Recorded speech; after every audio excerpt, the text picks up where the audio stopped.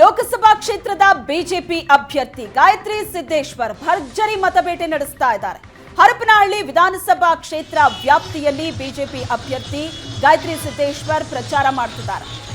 ಹಿರೇಮೇಗಳಗೆರೆ, ಸತ್ತೂರು, ಕಂಚಿಕೆರೆ, ಶಿಂಗ್ರಿಹಳ್ಳಿ, ರಾಗಿಮಸಲವಾಡ, ತೆಲಗಿ, ಯಡಿಹಳ್ಳಿ, ಗುಂಡಗತ್ತಿ, ನೀಲಗುಂದದಲ್ಲಿ ಪ್ರಚಾರವನ್ನ ನಡೆಸಿದರು. ಗಾಯತ್ರಿ ಸಿದ್ದೇಶ್ವರ್ಗೆ ಮಾಜಿ ಸಚಿವ ಕರುಣಾಕರ್ ರೆಡ್ಡಿ ಸೇರಿದಂತೆ ಹಲವು ಬಿಜೆಪಿ ಮುಖಂಡರು ಸಾಥ್ ನೀಡಿದರು.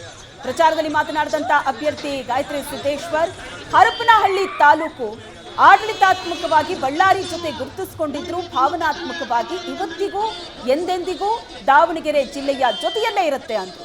ಜನ ನನ್ನನ್ನು ಹುಡುಕೊಂಡು ದಾವಣಗೆರೆಗೆ ಬರಬೇಕಿಲ್ಲ, ನಾನೇ ನೀವು ಎಲ್ಲಿದ್ದೀರೋ ಅಲ್ಲಿಗೆ ಬರ್ತೀನಿ.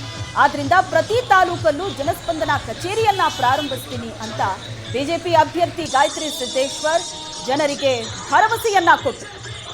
ಗಾಯತ್ರಿ ಸಿದ್ದೇಶ್ವರ್ ಕ್ಷೇತ್ರದಲ್ಲಿ ಪ್ರಚಾರ ನಡೆಸ್ತಾ ಇರುವಂತಹ ದೃಶ್ಯವನ್ನ ನೋಡ್ತಾ ಇದ್ದೀರಿ.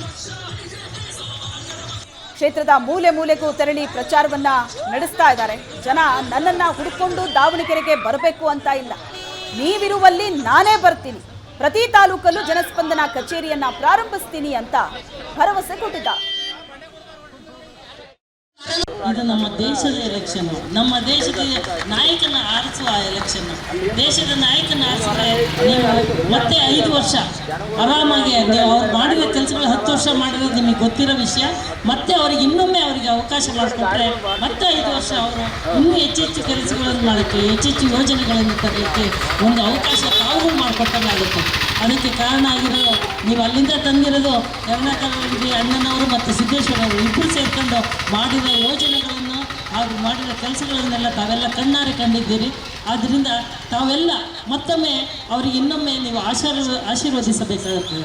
ಅವರನ್ನು ಆಶೀರ್ವಾದ ಮಾಡಬೇಕಾದ್ರೆ ನನ್ನ ಗುರುತಾದ ಕಮಲದ ಗುರುತು, ನಾನು ಈಗ MP ಆದರೆ ಅಲ್ಲಿ ಮೋದಿಜಿ ಅವರಿಗೆ ತಮ್ಮ ಒಂದೊಂದು ಓಟು ಅವರಿಗೆ ತಲುಪುತ್ತೆ ಅಂತ ತಾವು ಬಂದಲ್ಲಿ ತಿಳ್ಕೋಬೇಕು.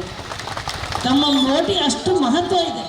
ಆ ಓಟನ್ನ ನೀವು ಯಾವುದೇ ಕಾರಣಕ್ಕೂ ವೇಸ್ಟ್ ಮಾಡ್ದಂಗೆ ಆ ಓಟನ್ನು ನೀವು ಮೋದಿಜಿಯವರಿಗೆ ಆಗ್ತಾ ಇದ್ದೀವಿ ಅಂತೇಳಿ ಮನಸ್ಸಲ್ಲಿ ಅಂದ್ಕೊಂಡು ಗಾಯತ್ರಿ ಅವರು MP ಆದರೆ ಅಲ್ಲಿಂದ ಅವ್ರಿಗೆ ತಲುಪುತ್ತೆ ಅನ್ನೋದ್ರಿಂದ ತಾವೆಲ್ಲರೂ.